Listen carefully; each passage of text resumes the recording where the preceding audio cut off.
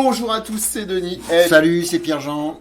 Et on est très content de vous retrouver pour ce nouveau tutoriel où on va voir les secrets dans la théorie, ça c'est ma partie, Et dans la pratique. pour faire des belles images rendues photos réalistes. Allez, c'est parti!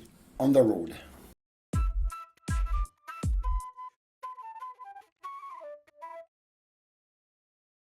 Allez, Denis, s'il te plaît, donne-nous tes informations techniques au niveau des beaux rendus. C'est le sujet actuellement. Je voulais faire une petite aparté comme ça. En ce moment, on parle beaucoup des rendus d'images.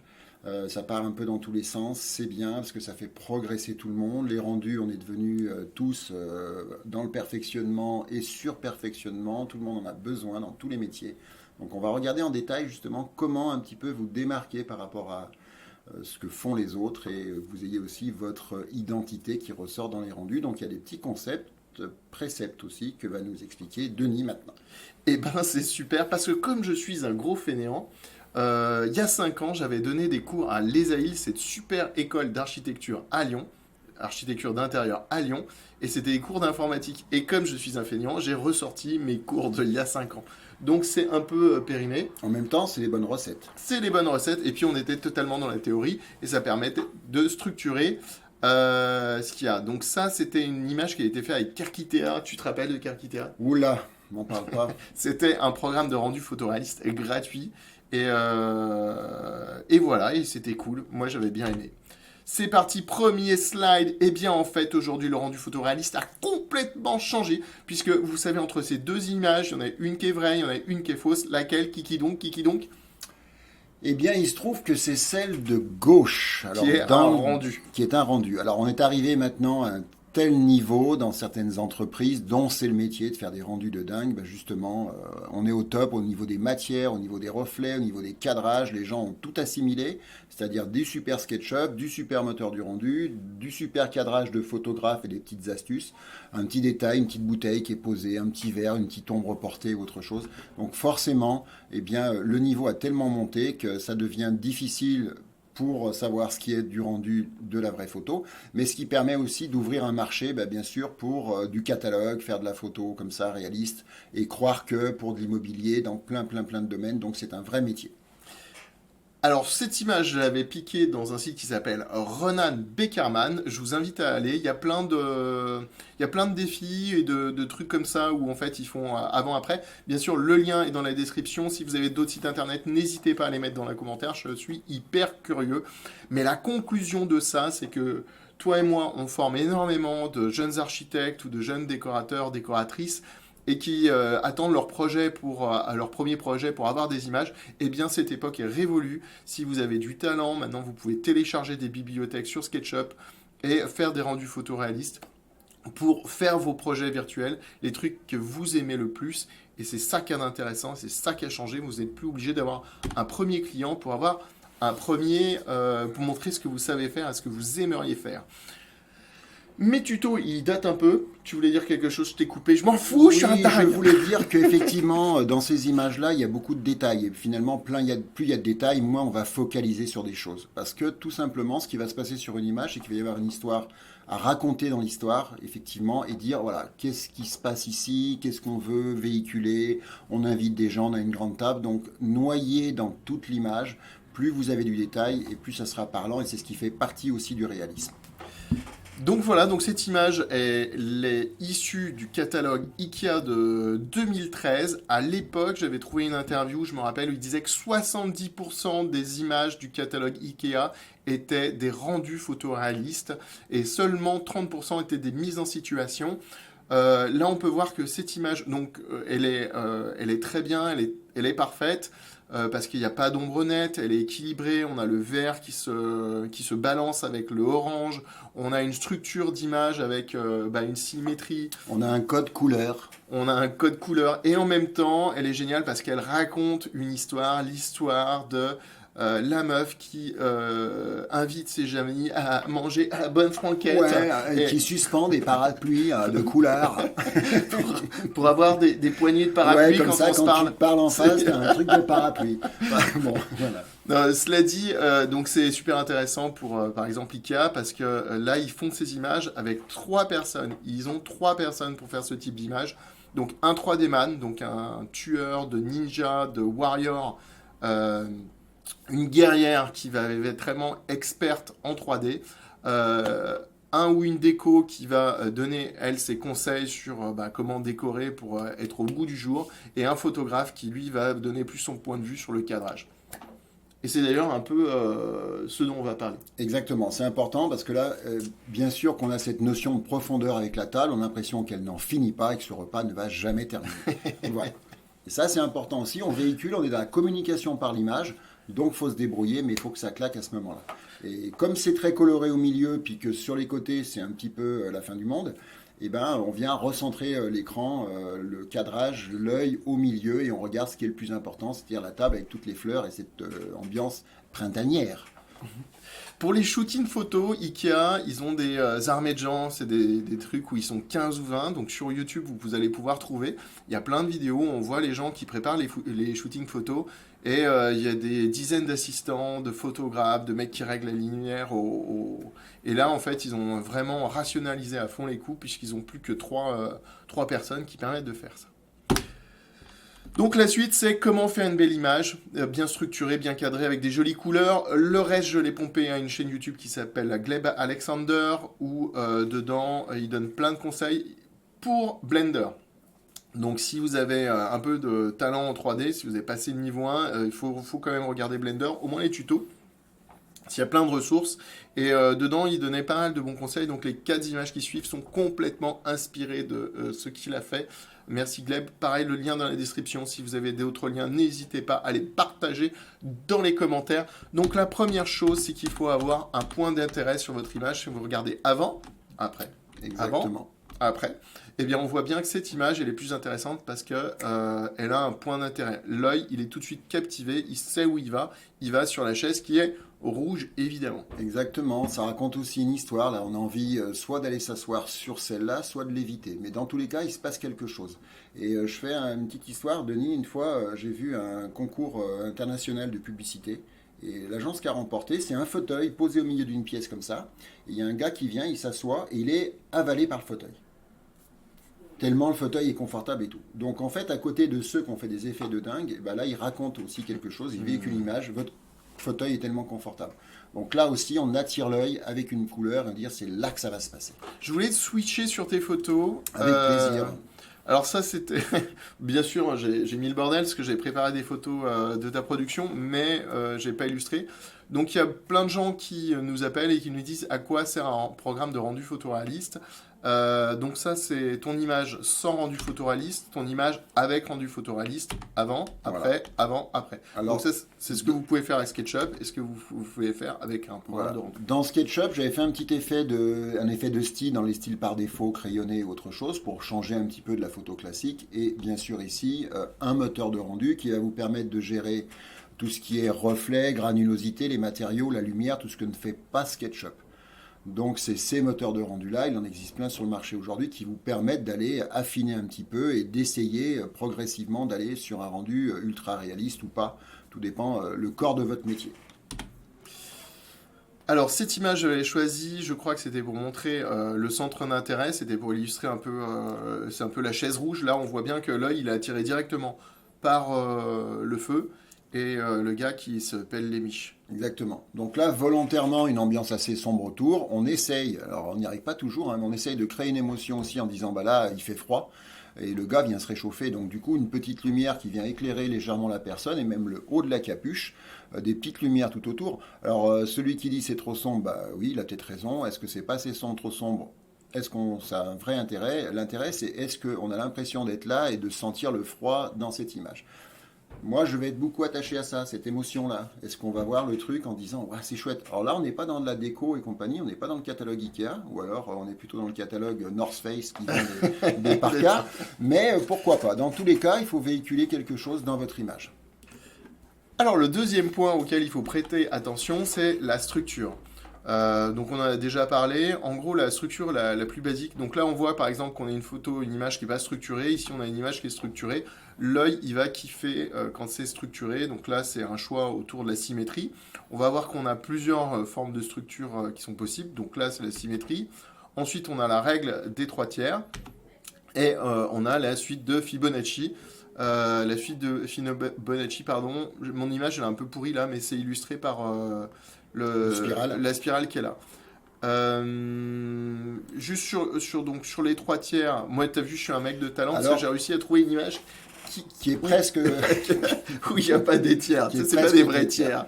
Mais c'est intéressant de voir que la ligne d'horizon, là, elle est sur le premier tiers du haut et que le personnage est sur le tiers de là. Bon, après, c'est vrai que j'ai un peu grugé sur les lignes, mais là, on peut switcher sur tes images pour illustrer ça. Alors ça, ouais, bah ça, c'était symétrie, du coup. Alors voilà, centre d'intérêt, symétrie, pareil, une idée d'une évocation d'une pièce qui est vide le soir, c'est un musée, on vient visiter, on donne une priorité à la sculpture plutôt que tout le reste qui n'a pas beaucoup d'intérêt, en plus les murs sont vides, donc là on a une installation de musée, mais là aussi on donne là on est obligé forcément d'aller au milieu de la page, c'est ce qui nous intéresse. Ici, règle des tiers. Alors, règle des trois tiers ou règle des tiers, mais règle des tiers, on imagine, si tu peux remontrer l'image du surfeur, Denis, Hop. voilà, où là, effectivement, on comprend qu'on a trois rectangles, 9 rectangles plus précisément, qui viennent découper l'image, et qu'on essaye d'avoir quelque chose dans un de ces points de repère, puisque l'œil va aller aux quatre coins intérieurs de l'image, pour visualiser d'abord. Et après, il ira dans les quatre coins, en sachant que dans les quatre coins, il n'y a rien à voir, ça tombe bien. Les quatre coins d'une image ne sont jamais intéressants. Donc on ne donne pas une priorité aux quatre coins de l'image, c'est comme si on biseautait dans les coins, et on va directement. Et en plus, ici, aussi, dans un petit détail, c'est que comme ma statue est sur la gauche et qu'elle est donc ouverte en perspective sur la droite, en termes de communication, on retrouve aussi un principe, c'est-à-dire que vos images sont souvent plus jolies lorsqu'elles sont orientées vers la droite. Il paraît que c'est une symbolique en disant c'est le futur, donc c'est le projet que vous présentez. Et j'ai l'habitude de faire des images pour une agence de com, et quand je vais voir les montages au niveau du catalogue, ben, mes images souvent elles sont retournées dans un autre sens, ce qui me dépasse. Elles sont aussi retouchées, mais c'est normal qu'une image ait une vie après sa production. Elle est retouchée parce qu'elle va être sur un catalogue. Mais par contre ici, on est orienté vers la droite, donc c'est l'avenir, c'est la liberté, c'est les États-Unis. Oh, c'est bon. Règle des tiers aussi. Règle des tiers aussi. Alors là, on a un petit effet aussi en premier plan avec. Ouais, c'est hyper important. Ça, alors oui, je te coupe parce que j'ai envie de Mais parler. vas-y, mais parle. Ça, j'ai souvent fait cette phase de petit branchage en premier plan. Souvent, moi, je mets un peu de depth of field, c'est-à-dire de flou sur le premier plan parce que ça va donner toute la profondeur. Sans ce point-là, en fait, ça aurait été intéressant d'avoir avec et sans, mais en fait, l'image aurait été beaucoup plus plate parce que là, en fait, ça donne vraiment la notion de profondeur au truc. Et puis, on voit bien là, les tiers, elles sont hyper bien illustrées. Exactement. Et en plus, volontairement, uniquement la partie canapé qui est éclairée pour attirer l'œil là-bas. Petite ambiance le soir, il y a un petit bandeau LED dans l'eau, mais ça c'est aussi pour faire rêver. Et on va là-bas au fond, dans ce coin. Si j'allume la cuisine et compagnie, j'ai plus la même ambiance. Il y a des lumières de partout. Là, mon œil, il va automatiquement sur le canapé. Et après, il va se promener. Finalement, là, à ce moment de la journée, il est évident que c'est très certainement cet endroit où les gens seront. Et du coup, on emmène. C'est l'apéro? Par exemple, ou c'est alors tôt le matin, mais ça peut être un apéro du matin. Là, après, je laisse cela ne nous regarde pas. Ok, c'est parti. Deuxième élément, après, c'était l'équilibrage. Donc sur cette deuxième élément, on n'est pas du tout au deuxième, je dis deuxième. Bon, élément grave, suivant. on a compris. Élément suivant, c'est l'équilibrage. Donc là, cette image, elle n'est pas équilibrée, effectivement. Elle est trop chargée à droite et il n'y a rien à gauche. Donc en rajoutant juste un petit point là, ça permet de balancer. Qui en plus est flouté, donc c'est intéressant parce qu'on voit bien le détail des matériaux et de la forme sur le premier plan, et au fond on a quelque chose qui donne de la profondeur. Pardon, t'as vu, je te coupe, je suis un salaud, comme d'hab. Mais en fait, je crois que c'est là où j'avais prévu de sortir cette image. Oui, avec le feuillage en premier plan. Exactement. Alors ici, c'est des images qui sont issues du site house.com, le lien dans la description. Qu'est-ce qu'on peut regarder? C'est hyper intéressant les photos de house.com parce qu'on voit en fait, si on balaye toutes les photos, on peut lire les règles de la photographie, de décoration d'intérieur, d'architecture d'intérieur. Donc une des règles qu'on voit ici, c'est qu'il n'y a pas d'ombre nette. C'est hyper rare dans les photos d'architecture d'intérieur d'avoir des ombres nettes. dans les photos d'architecture d'intérieur, c'est rare d'avoir ça, mais après, sur des photos artistiques ou de création, vous pouvez les avoir. Mais ici, vous voyez, il n'y a pas d'ombre nette. Ici, il n'y a pas d'ombre nette, il n'y a pas d'ombre nette, il n'y a pas d'ombre nette. Je prendrai même, non, on va pas le faire dans la vidéo, mais allez sur house.com et regardez toutes les images, vous verrez qu'il y a très très rarement des ombres bien marquées. Ici, on en voit un peu, mais c'est un peu l'exception qui confirme la règle. C'est parce que c'est fait avec des végétaux et du coup c'est assez joli. Ça passe bien avec les végétaux. Du coup, si je reviens un peu sur tes photos, et bien là, voilà, c'était pour illustrer que on peut faire le contraire et c'est stylé quand même. Donc là, pareil, un soleil qui est plutôt en fin de journée. Donc du coup, j'ai des ombres portées. Et dans tous les moteurs de rendu, vous allez pouvoir estomper justement cet effet d'ombre dure. Les ombres dures, c'est, on va prendre une journée d'été, c'est entre 11 heures du matin et 15 heures, 16 heures. On ne fait pas de photos à cette heure-là. Alors nous, on n'est pas des photographes. On Ouais. est bien d'accord. Mhm. On s'est dit un jour on va faire des rendus, on s'y croit, ok. Mais dans la réalité, si vous prenez un shooting photo ici, le photographe il va vous dire je ne viens pas entre 11 heures et 16 heures parce que ça va brûler vos matières. On voit beaucoup d'images, trop peut-être, mais le fait de voir des images, ça nous donne une réflexion par rapport à ça. Et quand vous utilisez le soleil dans vos images, c'est vachement joli, sauf que souvent les ombres sont trop dures. Alors c'est les 15%, 20% qui vont manquer dans l'image. Dès que vous mettez du soleil, vous rajoutez une difficulté vous-même, c'est-à-dire gérer votre soleil, sa puissance, sa température, son ombre douce et compagnie. Toutes les images n'ont pas besoin d'avoir le soleil, hein. Justement, tu parlais de housse, bah, sur celles qu'on a vues, elles n'ont pratiquement pas de Ouais, soleil. tout à fait. C'est plutôt des ambiances aussi, le matin, fin d'après-midi, autre chose, carrément le soir. Et là, on met vraiment en valeur bah, tout ce qui est lumière et tout. Eh ben, tu sais, je vais t'apprendre un truc, enfin, j'espère. Vas-y. Cette période pour les photographes, cette période de la journée, tôt le matin ou tard le soir, où le soleil est rasant et couchant, c'est-à-dire qu'il y a de la lumière dans l'air, dans l'environnement, mais il n'y a pas d'ombre marquée, ça s'appelle l'heure bleue. Exactement. Voilà, ça c'était ma petite connaissance. J'avais ouï dire déjà de ce mot, mais effectivement, c'est l'or bleu. C'est Et l'heure bleue. c'est pour ça que souvent, tu vois, Denis, dans les formations de rendu, Je je lui dirai me les mots permets bleus. toujours de parler des mots bleus, de cette belle chanson, mais de dire aussi que effectivement, il faut trouver cette ambiance-là comme ça pour vraiment générer une émotion dedans. Vous voyez beaucoup d'images dans l'immobilier, dans les catalogues pour vendre des appartements. Elles sont toujours très blanches, toujours très nettes.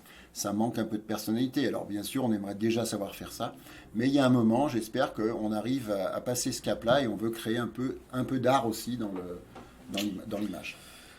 Yes, point suivant, donc pas d'ombre nette, point suivant, il faut toujours corriger la perspective. De base, quand vous allez prendre en photo avec votre téléphone, vous allez avoir une fuyante vers la verticale. L'œil n'aime pas ça. C'est con, c'est fou, il aime bien avoir des verticales qui sont parallèles au bord de l'image. Pareil, vous allez sur ooze.com, vous allez voir que toutes les images ont les bords parallèles À l'écran, au bord à de l'écran. Tout à Et fait. donc ça donc dans SketchUp, c'est une caméra perspective à 2 points. Mais vous allez voir sur toutes les photos de Pierre-Jean. Alors je sais plus où j'en suis. On n'a qu'à dire. Je sais plus ce que mais dans toutes les photos de Pierre-Jean et dans toutes les photos qui tuent, vous allez avoir cette règle qui est respectée, c'est-à-dire ici, pas de perspective sur l'axe des Z. Si c'est le cas, vous prenez Photoshop, vous avez un petit Ouais. réglage à le Ça, faire. il faut le corriger dans votre SketchUp parce que, en fait, le défaut, c'est qu'on pense souvent qu'on prend des photos avec un appareil photo, mais notre téléphone. Mais quand on prend des photos, nous, on le fait comme ça. Du coup, notre caméra, elle est en contre-plongée. Dans SketchUp, quand vous êtes arrivé à la fin pour montrer votre projet, vous devenez un photographe. Et le photographe, il prend pas des photos avec ça. Il pose un trépied quelque part avec son appareil et il va régler son champ angulaire, sa perspective. Il va ouvrir le champ angulaire dans SketchUp. Vous pouvez le faire grâce à la petite loupe qui a un champ angulaire de 35 degrés. L'œil humain, c'est 55. Donc, du coup, vous prenez la loupe et vous changez. Et vous allez voir que vous allez pouvoir faire des vues beaucoup plus réalistes, entre guillemets, mais aussi qui servent dans les petits espaces. Et dans un couloir, une salle de bain. Moi, des fois, ah ouais, je suis dans une salle de bain, j'arrive pas à faire un rendu. Eh ben, tu n'as qu'à agrandir ton champ angulaire, éventuellement masquer des choses aussi. Mais pensez à ce stade, vous avez fait votre SketchUp, vous faites vos rendus, maintenant vous êtes des photographes. Et dans la photographie, il y a des cadrages qui sont entre guillemets un peu à respecter, c'est aussi votre touche personnelle. Dernière chose, moi je vois pas mal de photos sur Insta et les gens montent leur salon. Et il y a une photo comme ça, 2 photos comme ça et 3 comme ça, moi je suis au bout de ma vie, je comprends plus rien. Donc moi j'ai besoin, parce que si tu me montres ta déco, je dis ok, alors c'est quoi ta déco? Mais fais-moi une situation comme si j'étais moi dans la pièce.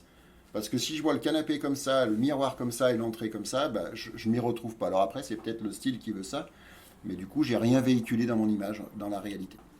Donc, la règle, je le rappelle, c'est de toujours avoir les verticales parallèles au bord de l'image. C'est beaucoup plus lisible. Ensuite, on va avoir est-ce que le cadrage est important? Oui, le cadrage était important. Là, on voit par exemple une illustration. Bon, c'est un peu pourri ce que j'ai dit, vu que ça rejoint un peu tout ce qu'on avait dit au préalable. Mais je tenais à dire ça. Ensuite, dans le choix des couleurs, toutes les couleurs ne vont pas ensemble. Si vous êtes un technicien, vous n'avez aucun goût artistique, sachez qu'il existe des sites internet, le lien dans la description, par exemple color.adobe.com, qui permet, avec des roues de couleurs, de choisir des camaïeux de couleurs qui vont bien ensemble. Et voilà, donc là, il faut aller faire mumu sur ce site, c'est assez pratique pour choisir des couleurs qui vont bien ensemble. Là, j'avais une petite info parce qu'il y a un moment, quand je commençais à faire des images dans l'immobilier, je me posais toujours la question. J'avais 4 appartements à faire. Moi, je suis pas décorateur, mais j'aime bien ça, c'est vrai. Et je me posais la question. Et du coup, j'ai trouvé une information intéressante, c'est-à-dire que dans une image, vous devez répartir vos couleurs sur 100%, 70%, 30%, 10%. 70%, c'est tout ce qui est compliqué à changer, entre guillemets. Le sol, le plafond, les murs. Les 30%, c'est vos meubles. Donc ça, il faut que ça soit des déclinaisons, camailleux, de gris, de marron, autre chose. Là, vous pouvez y aller. Et les 10%, c'est là où vous allez pouvoir ramener de la couleur chaude généralement ou un peu funky. Ça peut être un vert anis, ça peut être un orange, ça peut être un bordeaux, ça peut être un rouge, autre chose. Compliqué. 70, 20. 70, 20 10. et 10. Ok. D'accord. Donc les 20%, c'est vos meubles. Alors ça peut être une déclinaison, des gris clairs, des gris foncés, voire même des blancs. Il n'y a pas de souci. Et puis, vous allez acheter vos abat-jours, vos coussins, votre plaid et du petit détail. Et là, vous pouvez y aller. Et c'est ces 10% qui vont venir réveiller l'ensemble. 70% de couleur chaude dans une pièce, c'est compliqué. Ou alors, c'est dans une chambre d'enfant. Mais alors après, il ne faut pas s'étonner. Ou dans les îles. Ou dans les îles.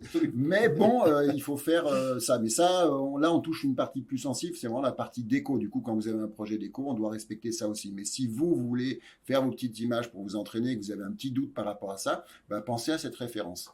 Comme ça. Et là, c'est pas intéressant, je connaissais pas. Ici, là, j'ai juste mes coussins qui sont un petit peu jaunes. J'aurais pu en rajouter un peu, mais là, je suis plus qu'à 5%. Alors, on peut dévier un petit peu, hein. Et un peu de rouge aussi. Il y a un peu, on retrouve un peu de couleur or au niveau du cadre et du cou, et puis il y a un petit peu le orangé au niveau du chapeau. Donc voilà mes 5 ou 10% maximum. Mais le reste, c'est quelque chose qui est homogène. Mon sol, mes murs, le plafond, ça fait partie de mes 70%. Mes meubles, 30% de gris, de marron, mais pas plus que ça. Et dans une image, bah, on va, voilà, j'espère que vous allez voir les images un petit peu différemment suite à ces conseils qu'on essaye de vous communiquer gracieusement. Hyper intéressant. Alors, ce que je te propose, parce qu'après, moi, je faisais aller les gens sur Pixelaire pour s'amuser un peu. Là, ce que je te propose, c'est qu'on regarde un peu tes images, Ouais. si tu as un peu des commentaires. Ouais, ok. Alors là, c'est une image qui est faite assez simplement, mais c'était intéressant de savoir qu'en fait, la maison, le cèdre, c'est une image en fait qui est posée à plat, donc il n'y a pas de 3D réellement, on est vraiment dans de la 2D, il y a une belle résolution. Et puis Qu'est-ce que tu as fait alors? Eh ben, j'ai pas fait grand chose en fait, mais c'est ça qui est intéressant parce que des Tu fois, montes tes photos de famille là. voilà, c'est photos de ma maison à Saint-Barth. Et en fait, voilà, donc il y a palmier 3D. Alors forcément, à un moment, la végétation, des fois, c'est compliqué. Si on regarde en détail, ça pourrait être mieux en termes de modélisation, mais là, on vient à la qualité des composants, des matières. Et du coup, j'ai mis un peu de végétaux. Mais l'idée, c'était d'avoir aussi une émotion un petit peu. Et on a les ombres projetées, puisque mon soleil vient éclairer la façade et les palmiers font une ombre portée. Et du coup, j'accentue l'idée du palmier, des îles, etc., avec ce système d'ombre portée. Et ça, c'est un petit peu de sensibilité que vous pouvez avoir à Oh faire. putain, pardon. J'ai zappé. Voilà, donc là, Mais ça fait une belle transition, mais tu vois. c'est bien, c'est bien. Il faut, et ça, c'est en faisant des choses qu'on essaye et qu'on performe. Donc là, c'est pareil, un peu aussi de sensibilité, ambiance un peu feutrée. Donc ça, c'est fait avec Enscape, par exemple. Donc volontairement, moi, j'ai voulu que ça soit flouté. Malheureusement, je me rends compte que je suis passé à un cap où les images très nettes, c'est terminé, parce que dans les 3D, je trouve qu'elles sont beaucoup trop nettes. et souvent on va trop loin là-dedans dans la netteté de l'image. Un peu de flou, c'est l'ambiance, c'est le matin, c'est l'après-midi, on se réveille d'une nuit pas possible. Ah, c'est pas un peu de fou, Et là, c'est beaucoup de weed. Hein. exactement, voilà, mais c'est les Doors, donc c'est normal. Voilà, donc là c'est pareil, ben, un peu de lumière, ambiance, on est au ras de l'eau, on arrive à cet endroit-là. J'aime bien l'idée des oiseaux ici pour combler un peu le vide. Exactement, exactement. Et puis là, volontairement aussi le cadrage par rapport aux lignes électriques qui emmènent l'œil au fond. Parce Ouais, et que, puis qui emmène l'œil aussi vers ce point qui est le seul point voilà. lumineux Et du... le petit vignettage, Denis, si tu Ah peux le oui, montrer. voilà, le Parce que, vignettage. Alors, what the fuck, the what the vignettage? fuck with vignettage? Donc sur tous les logiciels de rendu, vous avez généralement cette option. Vous l'avez aussi sur les logiciels de retouche photo du type Pixlr ou Photoshop. Et le vignettage, c'est tout ça. Vous l'avez même sur les effets de votre téléphone portable. Ouais. Le vignettage, c'est d'assombrir tous les angles pour vraiment que l'œil se focalise sur le centre de l'image. Donc là, on voit bien que le vignettage, là, ici, il est très important. Là, en fait, on est dans les tutos des conseils de l'expert, quoi. On peut dire ça modestement. Voilà. Ici, bah, super beau. Et ben voilà, donc là, alors forcément, hein, comme toujours dans une image, surtout si on voit sur l'extérieur, bah, l'extérieur a son importance, hein, parce que là, c'est une vue sur le lac Léman en plus. La règle des tiers, puisqu'on a notre luce qui est ici, qui a une belle résolution, un petit peu de couleur dedans, qui lui est dans la partie supérieure de la règle des tiers. Voilà, orienté, comme je disais tout à l'heure, de la gauche vers la droite, hein, le balcon est de l'autre côté, elle serait tout aussi jolie sûrement de l'autre côté, mais voilà, ça c'est un constat qu'on voit dans les images, on en voit tellement qu'on fait plus attention. Mais quand vous voyez une belle image, dites-vous qu'il y a pas mal de paramètres dedans, c'est-à-dire il y a les cadrages qui sont importants, il y a ce qu'on monte, la déco c'est subtil, parce qu'en fait, est-ce que ça plaît ou ça plaît pas, on s'en fout, c'est pas le problème, mais tout de suite quand vous voyez une image, surtout qu'on les voit souvent sur des petits écrans, grâce à nos téléphones, et ça c'est un plus pour la 3D. Parce que du coup, il n'y a pas besoin de s'enflammer pour faire des trucs de dingue. Par contre, quand on la regarde sur l'écran, et si on la regarde trop longtemps, on va voir les défauts des matières, des composants, autre chose. Mais une image doit être faite... Et là, tu as rééclairé cette partie-là Là, pour balancer exactement. les blancs ici, tu les as rebalancés avec ici, Exactement. un peu comme la chaise de tout à l'heure. Bon, alors ça, c'est pour l'histoire, j'imagine. Voilà, alors là, c'est Dark Vador qui, on a l'impression qu'il travaille chez Feu Vert, qui veut réparer quelque chose à l'intérieur. Mais voilà, donc là, c'est pareil, c'est une histoire. Donc là, il y a un mélange un petit peu de techniques pour aussi utiliser à fond les logiciels et raconter, bien sûr, des histoires. Donc là, il y a des PNG, tu vois, Denis, tout ce qui est brouillard que tu vois au premier Ici, là. plan. Voilà. Ouais. Donc ça, c'est un PNG qui est fait sous Photoshop, Ah que ouais? j'importe en image Ok. et que je viens poser là au milieu. Et du coup, ça me permet d'avoir ce premier plan. Derrière, j'ai aussi, mais là, un très grand PNG qui est derrière la sphère. Et Qui est puis, derrière la sphère ou c'est la sphère? La sphère, c'est un composant importé. la sphère, c'est un composant que j'ai Ok. trouvé sur la L'étoile de la 3D. mort, on peut le dire. L'étoile de la mort, exactement. Et puis derrière, j'ai un grand PNG qui est assez opaque. Ouais. Et puis j'en ai des petits que j'ai répartis un peu partout. Et puis tu vois quand même qu'il y a quelqu'un qui est couché par terre, mais qu'on devine, parce que c'était le conducteur de la voiture. Ah, dommage pour lui. Voilà, et puis une ambiance un peu humide au sol, pareil, un petit peu de brouillard, parce que là, on est à fond dans l'image. Merci beaucoup de votre attention. J'espère que vous avez appris énormément de choses avec notre super expert Pierre-Jean. Tous les liens vers les réseaux sociaux sont dans la description. Évidemment, on commente pour dire qu'on a dit de la merde tout du long ou qu'on est vraiment des gens super.